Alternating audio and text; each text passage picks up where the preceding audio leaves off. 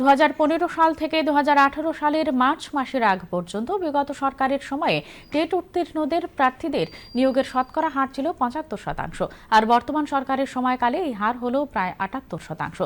রাজ্য বিধানসভায় আজ একটি বেসরকারি প্রস্তাবের উপর আলোচনা করতে গিয়ে এই তথ্য দেন মুখ্যমন্ত্রী অধ্যাপক ডাক্তার মানিক সাহা। তিনি জানান, রাজ্য সরকার পরিচালিত বিদ্যালয়গুলোতে শিক্ষার্থীদের পঠন পাঠন যাতে শিক্ষক স্বল্পতার কারণে কোনোভাবেই বিঘ্নিত না হয় সেই বিষয়ে সরকার অত্যন্ত সজাগ।